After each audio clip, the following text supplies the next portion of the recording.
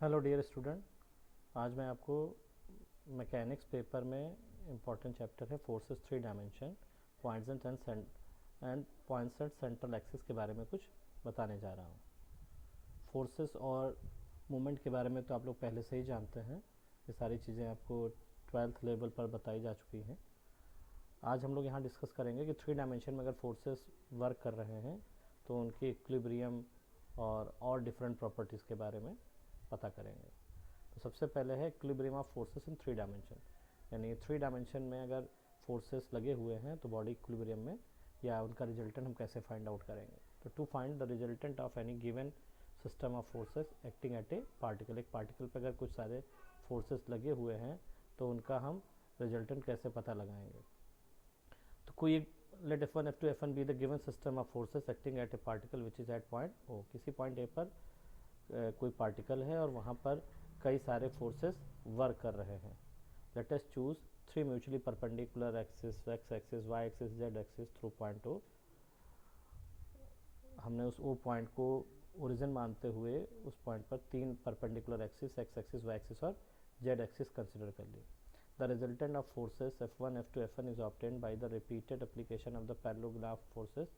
Means हम लोग पहले दो को ऐड करें फिर उसकी हेल्प से तीसरे को ऐड करते चलें, नहीं रिपीटेड एप्लीकेशन ऑफ पैरेललोग्राफ फोर्स कर सकते हैं। या अगर चूंकि यहाँ पर तो फोर्सेस हमने वेक्टर फॉर्म में लिखा गया है तो फिर हम उन्हें सीधे वेक्टर फॉर्म में ऐड कर लें। वेक्टर फॉर्म में ऐड करने से ये बेनिफिट होता है कि अगर डायरेक्शंस भी साथ में आ जाते हैं, अगर कोई अपोजिट है माइनस चला जाएगा। तो let R be the resultant of this forces, then vector R होगा F1 vector plus F2 vector plus Fn vector.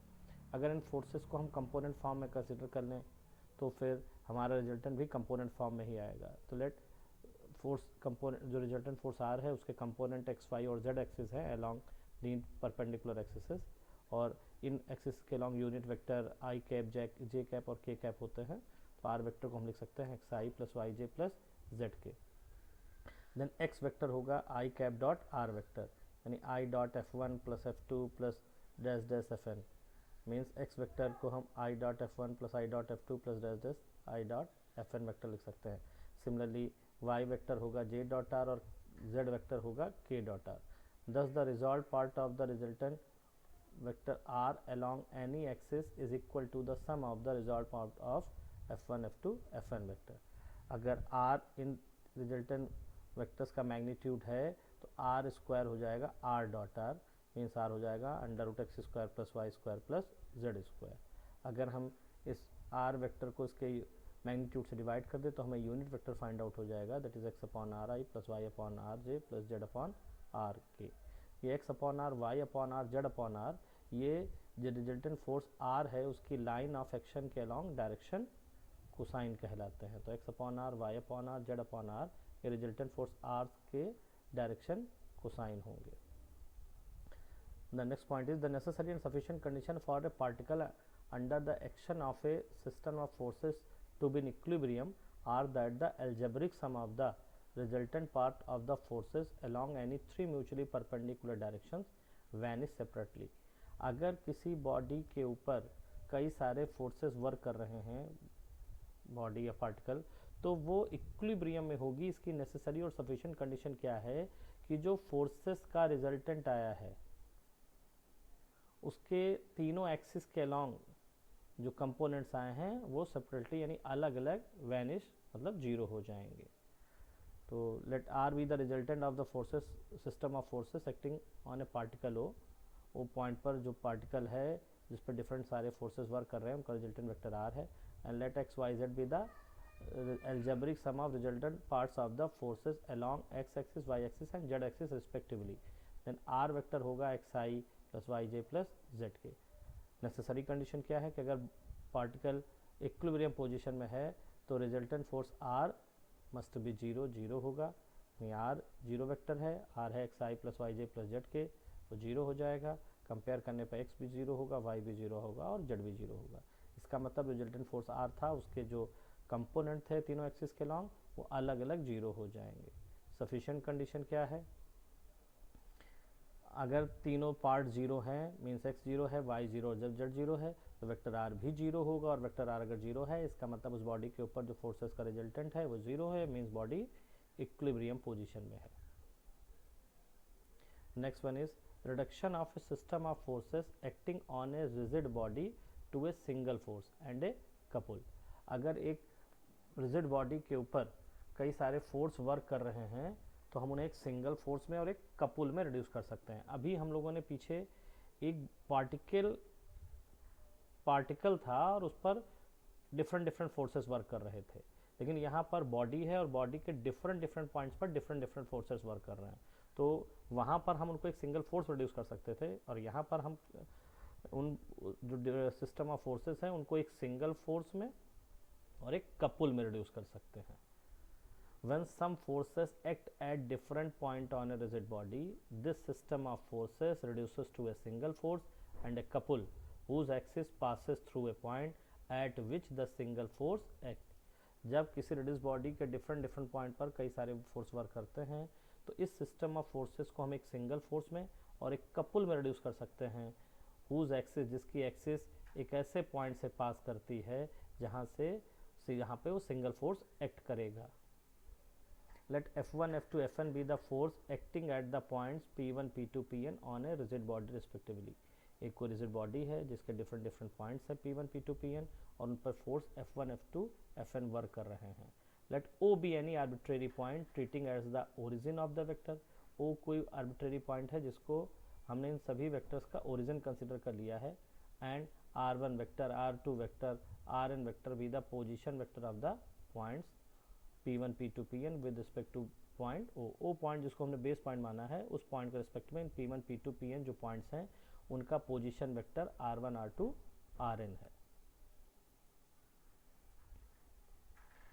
Let us consider force Fi acting at a point Pi with OPi vector equal Ri vector. एक point Pi है जिस पर एक force Fi work कर रहा है और उस Pi का O पॉइंट के रिस्पेक्ट में पोजीशन वेक्टर यानी OPi वेक्टर Ri वेक्टर है। Now apply two equal forces, equal and opposite, that is Fi and minus Fi at point O parallel to force Fi at Pi in the opposite direction as shown in the figure। इस O point पर हमने Fi force के parallel दो forces work कराए, एक Fi और दूसरा minus Fi। ये फोर्स Fi और माइनस Fi O पॉइंट पर लगे हैं, इक्वल है, अपोजिट हैं, तो ये एक दूसरे को इफेक्ट को कैंसिल आउट कर देंगे। मतलब Pi एक ही फोर्स वैसे रह गया है Pi पॉइंट पर Fi, यानी कोई एक्स्ट्रा फोर्स, कोई एक्स्ट्रा इफेक्ट बॉडी पर नहीं आएगा। Thus the force Fi at Pi point पर जो फोर्स Fi था वो इक्विवेलेंट हो गया है एक single force Fi at Pi। वो single force Fi at Pi पर और two equal and opposite forces at point O पर।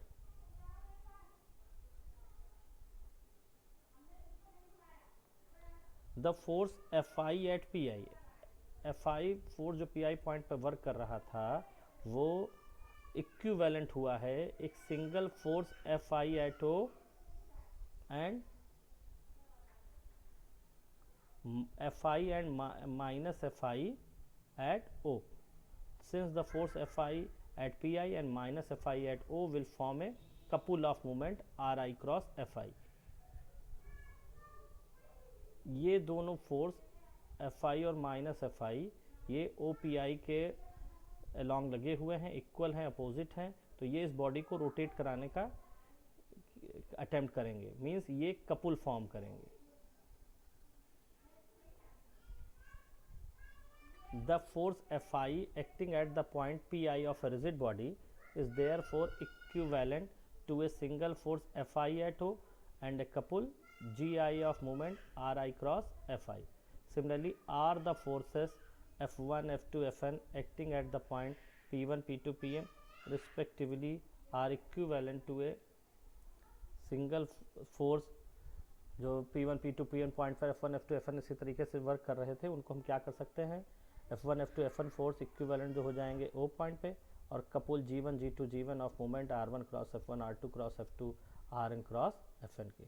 If R be the resultant of F1, F2, Fn, the n ये जो फोर्सेस, इन सारे फोर्सेस F1 F2 का resultant अगर R है, जो सब O पॉइंट पे वर्क करेंगे, और G अगर हमने सारे कपुल का रिजल्टेंट ले लिया इन सारे मूवमेंट्स का, देन R वेक्टर हो जाएगा F1 vector plus F2 vector plus Fn vector, that is sigma Fi, और G वेक्टर हो जाएगा G1 plus G2 plus Gn, that is sigma Ri cross Fi. Hence the system of forces acting at the given point of a rigid body can be reduced to a single force R acting at O and a couple of moment G whose axis can be made to pass through point O. हमने क्या किया, उस body के ऊपर जो different forces work कर रहे थे उनको एक सिंगल फोर्स आर में जो ए पॉइंट पे काम कर रहा है, और एक कपुल ऑफ मोमेंट जी जिसकी एक्सिस भी ओ पॉइंट से पास कर रही है, हमने उसमें चेंज कर दिया है. Since the couple is a free vector, the point O is also known as the base point. कुछ एक रिमार्क है कि अगर एलिमेंट इस जी वेक्टर के कंपोनेंट है along x axis, Y axis और जेड एक्सिस, तो जी वेक्टर को हम कैसे लिख सकते हैं, L I vector plus M J vector plus N K vector, और इस वेक्टर के अलॉन्ग यूनिट वेक्टर हो जाएगा G cap equal G vector upon mod of G vector. क्योंकि जी वेक्टर का मॉड हम क्या निकाल सकते हैं, under root L square plus M square plus, जिसको हमने जी कह दिया, तो जी कैप हो जाएगा एल अपॉन जी आई प्लस एम अपॉन जी जे प्लस एन अपॉन जी के. तो एल अपॉन जी, एम अपॉन जी और एन अपॉन जी, ये जी कपुल की एक्सिस के डायरेक्शन कोसाइन हो जाएंगे. आर वेक्टर को कैलकुलेट करने में पोजीशन वेक्टर का कोई यूज़ नहीं हुआ है, लेकिन जी वेक्टर को कैलकुलेट करने में पोजीशन वेक्टर का यूज़ किया गया है. इससे ये पता चलता है कि अगर बेस पॉइंट को हम चेंज कर दें तो रिजल्टेंट फोर्स पर कोई भी इफेक्ट नहीं पड़ेगा, लेकिन कपुल चेंज हो जाएगा. It has been observed from equation 1 that the single force R does not depend on the position of base point O, but from equation 2 it is obvious that the couple G depends on the points of position of base point. R this one and G is this one.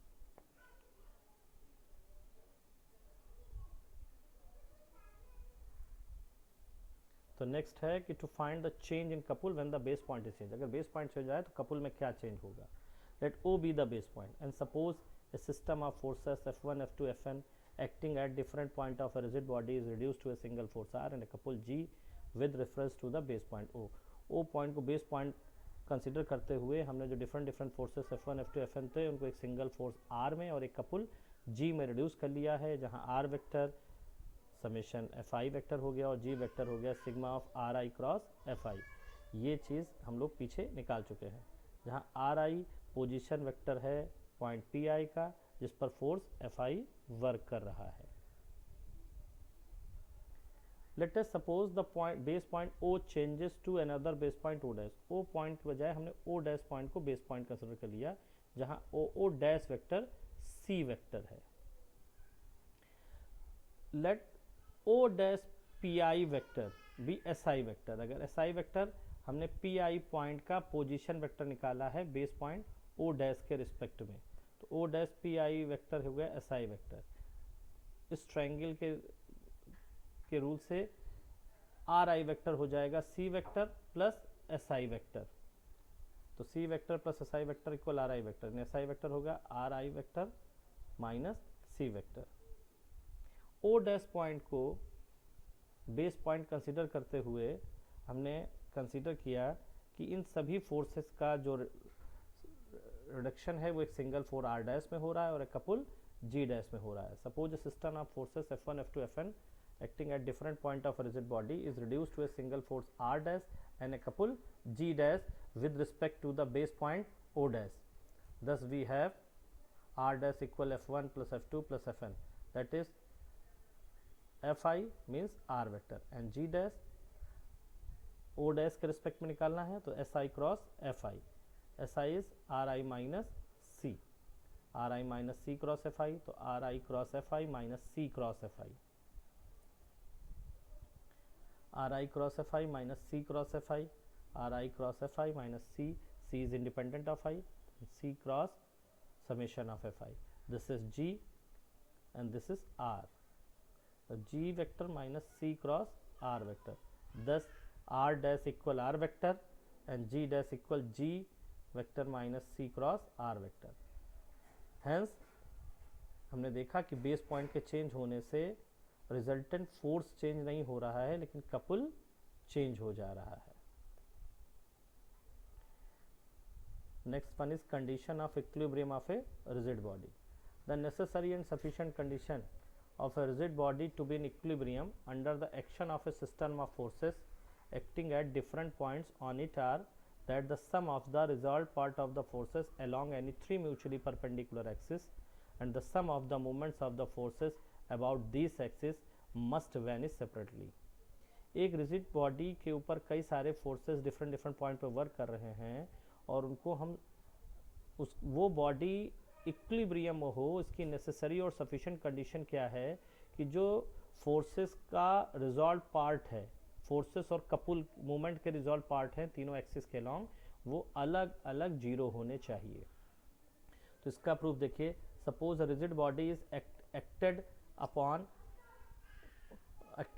by a system of forces F1, F2, Fn at the point P1, P2, Pn respectively.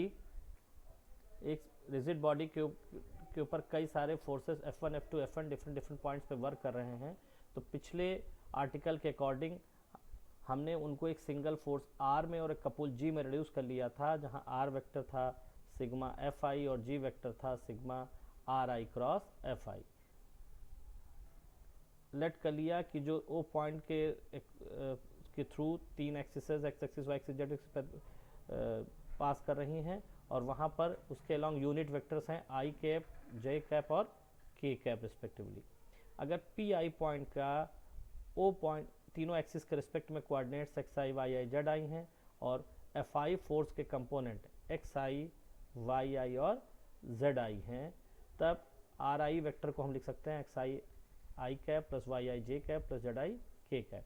और F force के component X I Y I Z I हैं, तो F I force को लिखा जा सकता है x I I cap plus Y I J cap plus Z I के cap. Then R vector is summation of F i, that is sigma x I I cap plus Y I J cap plus Z I के cap. इसको reduce कर लिया x i plus y j plus j cap, जहाँ x हो गया summation of x I, y हो गया summation of Y I और z हो गया summation of Z I.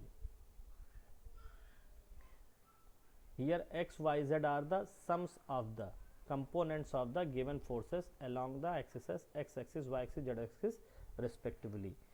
x, y, z in forces के कंपोनेंट्स का समेशन है.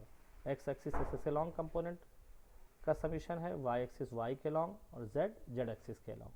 Now equation 2 that is g vector was summation Ri cross Fi. Ri is this and Fi is this. This is G equals summation xi I cap plus yi j cap plus zi k cap cross xi I cap plus yi j cap plus zi k cap. Cross product कर लिया और simplify कर लिया. If element be the component of G vector along x axis, y axis, z axis respectively, then G vector is li cap plus mj cap plus nk cap.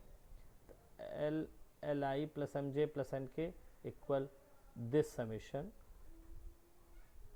On comparing, we get L equal sigma yi zi minus zi yi, m equal sigma zi xi minus xi zi, n equal sigma xi yi minus yi xi.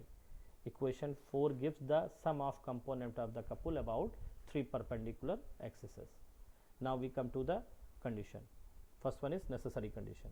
Suppose the rigid body is in equilibrium, therefore there is no movement in the body.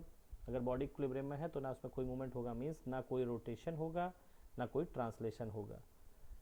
अगर कोई translation नहीं है, translation zero है, तो are vector zero होगा. अगर rotation नहीं है तो जी वेक्टर जीरो होगा. आर भी जीरो, जी भी जीरो. कंपेयर करने पर एक्स वाई जेड जीरो हो जाएगा और जी को जीरो कंपेयर करने पर एलिमेंट जीरो हो जाएगा. Means summation X I, summation Y I, summation Z I भी जीरो होगा. And values of element, that is summation of yi zi minus zi xi and so on, these all are zero. Hence if a rigid body is equilibrium under action of system of forces, अगर कोई rigid body कई सारे forces के action पर equilibrium में है, तो जो भी फोर्सेस और कपुल्स के कंपोनेंट्स का सम है वो सब अलग अलग ज़ीरो हो जाएगा। सफिशिएंट कंडीशन क्या है कि अगर बॉडी में जितने भी फोर्सेस और कपुल के कंपोनेंट्स का सम है वो जीरो हो जाए, मीन्स एलिमेंट जीरो हो जाए, एक्स वाई जेड जीरो हो जाए, देन आर वेक्टर भी जीरो हो जाएगा और जी वेक्टर भी जीरो होगा। अगर ये दोनों ही जीरो हैं, ना बॉडी में कोई रोटेशन है ना कोई translation, means body equilibrium condition पर है। रेंच क्या है? अभी भी हम लोगों ने जाना कि अगर किसी रिजिड बॉडी के डिफरेंट पॉइंट्स पर कई सारे फोर्स वर्क कर रहे हैं तो हम उनको एक सिंगल फोर्स आर में, जो किसी बेस पॉइंट ओ पर काम कर रहा होगा, और एक कपुल जी में जिसकी एक्सिस भी ओ पॉइंट से पास कर रही होगी, उसमें रिड्यूस कर सकते हैं। In case when the line of action R is same as the axis of the couple C, उस कंडीशन में जिस समय आर की लाइन ऑफ एक्शन यानी फोर्स की डायरेक्शन और कपुल की एक्सिस दोनों सेम हो जाएं, उस कंडीशन में then R together with G, R और जी को एक साथ हम रेंच कहते हैं। And the common line of action of the single force R and the axis of G, R और जी की जो कॉमन लाइन ऑफ एक्शन है उस एक्सिस को रेंच कहा जाता है, that is called as axis of the wrench. If R be the magnitude of vector R and then R is called intensity of the wrench. Also if G vector equal P R vector then P is called pitch of the wrench. एक remark है, if R and G R parallel, R और G अगर parallel है तो फिर are और जी different नहीं होंगे, तब जी और जी ही रेंच को फॉर्म करते हैं। इस ऊपर वाली कंडीशन में रेंच में ये आया कि अभी तक तो हमने ये किया था कि एक कई सारे फोर्सेस को हमने एक सिंगल फोर्स आर में जो किसी ओ पॉइंट पर वर्क कर रहा होगा और एक कपुल जी में जिसकी एक्सिस ओ पॉइंट से रिड्यूस हो रही है, ओ पॉइंट से पास हो रही है, उसमें रिड्यूस किया था। लेकिन रेंच में क्या हुआ कि कपुल, ऐसा कपुल लेना है जिसकी एक्सिस फोर्स की एक्सिस से कोइंसाइड कर जाए। देन नेक्स्ट आर्टिकल में हम लोग, नेक्स्ट थ्योरम में हम लोग ये करने जा रहे हैं कि कपुल की एक्सिस और फोर्स की डायरेक्शन को कोइंसाइड कराने जा रहे हैं।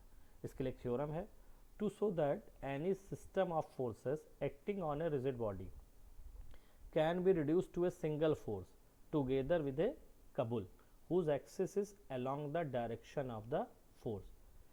ये दिखाना है हमें कि किसी सिस्टम ऑफ फोर्सेस जो एक रिजिड बॉडी के ऊपर वर्क कर रहा है उसको हम एक सिंगल फोर्स आर में रिड्यूस कर सकते हैं, सिंगल फोर्स में रिड्यूस कर सकते हैं, और एक कपुल में रिड्यूस कर सकते हैं जिसकी एक्सिस फोर्स की डायरेक्शन के अलोंग होगी।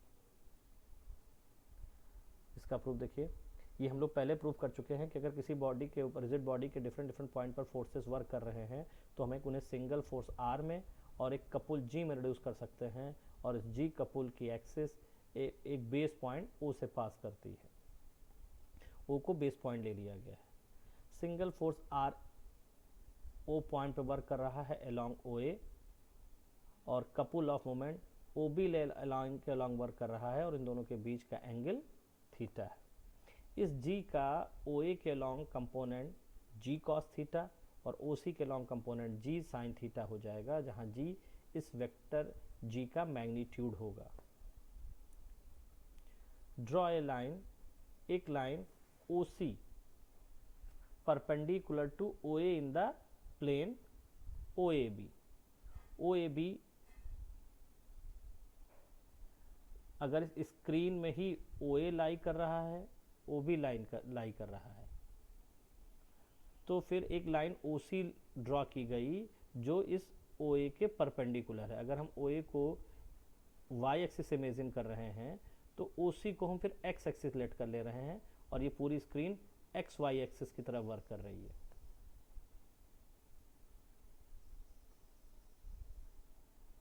एंड देन अगर ये स्क्रीन XY एक्सिस की तरफ बिहेव कर रही है AOC, तो फिर इस AOC प्लेन के परपेंडिकुलर एक लाइन OD खींची गई। मीन्स अगर ये XY था तो OD Z एक्सिस के लॉन्ग हो गया। Draw a line OC perpendicular to OA in the plane of AOB and OD perpendicular to the plane AOC। The couple of moment G, that is magnitude of G vector. G vector का जो magnitude G है, इसका जो couple है acting along OB, जो OB के long work कर रहा है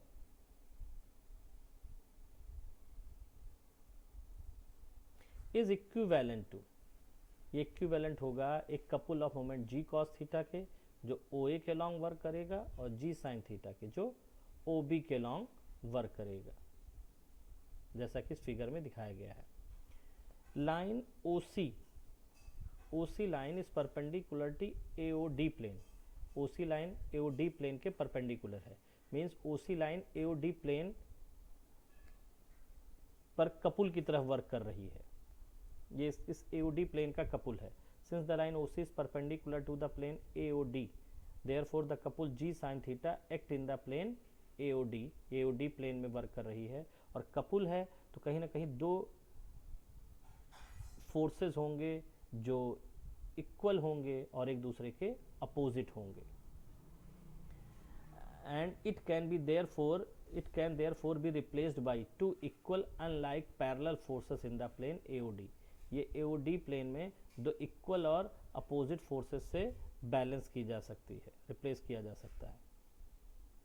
देन OA के लॉन्ग तो R वेक्टर वर्क कर ही रहा था, तो let us choose one of the force R at O in the opposite direction of OA पर R वेक्टर वर्क कर रहा था, तो फिर हमने क्या किया, OA के ही अपोजिट डायरेक्शन में फोर्स R लगा दिया और OD लाइन पर एक पॉइंट, कोई इमेजिनरी पॉइंट O डैश ले लिया, कोई पॉइंट O डैश कंसिडर कर लिया और इस पर एक लाइन खींची O डैश A डैश जो पैरेलल है OA के, और O डैश A डैश के long R vector R force work कर रहा है,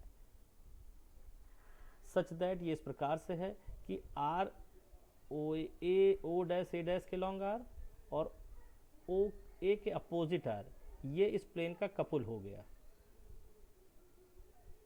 लेकिन AOD प्लेन के का तो मोमेंट या कपुल उस G साइन थीटा था, means R dot O dash equal G sine theta हो गया, यानी O डैश इक्वल हो गया G sine theta upon R।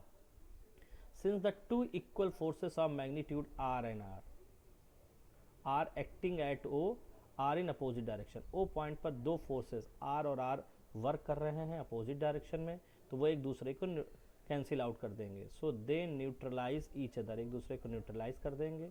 दस वी ऑब्टेन, इससे हमें क्या मिला, ए फोर्स R, एक फोर्स R मिला जो कहाँ पे वर्क कर रहा है, O डैश पर, O डैश A डैश के लॉन्ग वर्क कर रहा है, O डैश A डैश जो पैरेलल है OA के। Let us take a line O dash A dash parallel to A as shown is figure. Also the axis of couple जो OA के long axis of couple G sine theta work कर रहा है can be transfer, उसको हम transfer कर सकते हैं टू एनी पैरेलल एक्सिस, किसी भी पैरेलल एक्सिस के, और O dash A dash OA के पैरेलल है, तो OA के लॉन्ग को रोटेट करने के लिए जो मोमेंट या कपुल लग रहा है G cos थीटा, वो हमने O डैश A डैश पर ट्रांसफर कर दिया। Hence a system of forces acting on a rigid body के ऊपर जो सिस्टम ऑफ फोर्सेस वर्क कर रहा था कैन बी रिड्यूस, हम उसको रिड्यूस कर सकते हैं एक सिंगल फोर्स R में and a couple of moment G cos theta में, such that line of action of force R and axis of G cos theta are same. In this figure, O dash A dash is the line of action of force R and axis of G cos theta. This same line is called Poinset's central axis. इस same line को ही Poinset's central axis बोलते हैं। Then what is Poinset's central axis? Definition क्या है कि system of forces acting at different points of a rigid body can be reduced to a single force of magnitude R acting along a line and a single couple of moment G cos theta about the same line. अगर किस rigid body के different point पर work करने वाले हम forces को हम एक सिंगल फोर्स R में जो एक लाइन के लॉन्ग वर्क कर रहे हैं और एक single couple G cos theta में जो उसी लाइन के लॉन्ग वर्क कर रहा है रिड्यूस कर सकते हैं। तो then this line O dash A dash in this figure is called Poinset's central axis. Central axis कुछ प्रॉपर्टीज होती हैं जिनको हम ज़्यादा डिस्कस नहीं करेंगे, किसी central axis for a system of forces acting on a rigid body is unique, किसी रिजिड बॉडी में जो सिस्टम ऑफ फोर्सेस की सेंट्रल एक्सिस होती है वो हमेशा यूनिक होती है। फोर्स यूनिक होगा, कपुल यूनिक होगा तो उसकी सेंट्रल एक्सिस भी यूनिक होगी। The moment of the resultant couple along the central axis is less than the moment of the resultant couple corresponding to any point which is not on the central axis. Central axis के along couple क्या था? g cos theta। किसी और जगह पर g cos theta, किसी और जगह पे couple था g। सेंट्रल एक्सिस के along g cos theta और किसी लाइन के along g। सिंस थीटा जो एक्यूट एंगल है मीन्स कॉस थीटा की वैल्यू 1 से कम होगी, मीन्स जी कॉस थीटा की वैल्यू जी से हमेशा लेस रहेगी।